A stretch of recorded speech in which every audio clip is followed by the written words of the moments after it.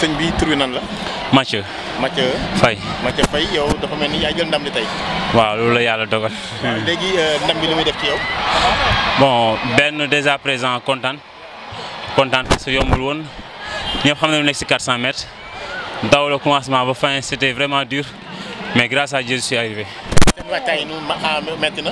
trop comme lu ma wax sànq bi Sénégal ku su nekk xam na nu situation nu mu mel dafa métti trop déjà présenté arrive da ngay jógee fu sori war a ñëw compétir bu pare ñu boîte fu sori. fan nga jógee. Mbao j'habite à Mbao Grand Mbao mais c'est ça quoi. Bonjour. Bonjour. Vous êtes sur Sénégal et vous êtes là présent au stade pour fêter le parrain, votre papa. Qu'est-ce que cela vous fait?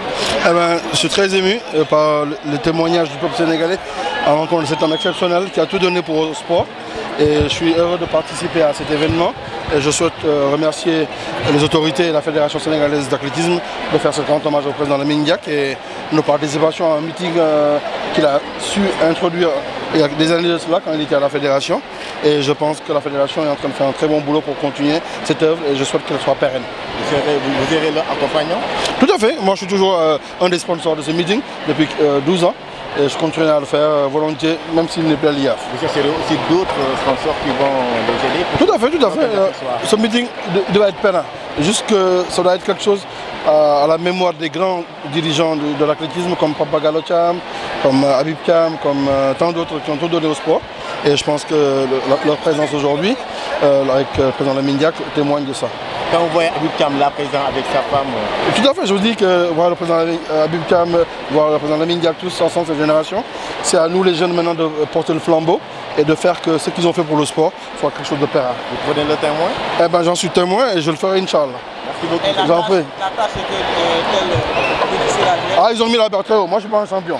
La relève que vous devez assurer. Ah ben, la relève, ce sera au niveau de l'administration et de l'animation du sport. Et ça, Momar Mbaye est en train de le faire et il faudra continuer dans ce sens et l'appuyer jusqu'à ce que ce meeting devienne Diamond League. Le Sénégal, lors des Olympiques, qu'est-ce que vous ressentez aujourd'hui devant le public sénégalais, surtout les enfants? Ouais, mais c'est un plaisir parce que vraiment de voir le stade plein comme ça, avec des jeunes qui sont là pour regarder de grands athlètes de renom au niveau mondial qui sont ici pour le meeting. Et après, prendre exemple sur le président Lamine Diack qu'on va faire un grand sargal. Donc c'est vraiment un grand plaisir. Et c'est la famille de l'athlétisme qui invite tous les autres sports qui sont là. Parce que Lamine Diack n'est pas seulement de l'athlétisme, mais il est du sport en général au niveau du Sénégal. Donc vraiment, l'appel a été entendu. Et donc vraiment, c'est un beau public et ça fait vraiment plaisir. On a remarqué aussi la présence d'Habib Thiam, ancien ministre et athlète aussi. Oui, il y a Habib Thiam, il y a d'autres grands champions qui sont là, les Amadou Gakou sont là, il y a pas mal de générations d'athlètes qui sont là. Je pense que les athlètes, vraiment, c'est notre famille. Et qu'est-ce que cela vous fait quand vous les voyez tous? Bon, un grand plaisir, hein, c'est vraiment un grand plaisir. Ça veut dire que bon, nous sommes dans la continuité de ce que nous aimons, l'athlétisme que nous aimons, le sport que nous aimons, et donc je pense que c'est... Et le meeting de Dakar, qu'est-ce que vous prévoyez de faire pour que ce soit un grand meeting?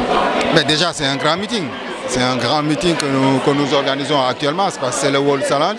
Donc maintenant, ce qu'on va faire, c'est de l'améliorer chaque année, que vraiment qu'il y ait une ampleur vraiment au niveau mondial. C'est ce que nous souhaitons et ce que nous voulons. mais lu ñu ma santoon la lu ma Afrique santoon la lu ma Sénégal itam santoon la am na ñeent fukki at ak ñaar wala ñett defe naa ne def naa li ma waroon def yëpp léegi. yan kàddu ngay dénk ñi nga xamante ni ñoo war a ñu naaw li ma leen a dénk rek mooy xamaan ne sport bii ñuy wax athlétisme mooy sport de base xale daf ko war a découvrir bon parce que dañ ne at sport ñett la xam sa bopp ah moom sa bopp ah yokk sa bopp mooy sport. 3 connaissance de soi maîtrise de soi dépassement de soi boo ko defee raw yaay champion boo gisee ku la mën nga tàllal ko loxo am xarit boo xam ne moo la mën loolu nag koo jàngal mu nangu ko mën ko lu mu song ci àddina bi def daan ko ki wiyam waaw loolu lañ war a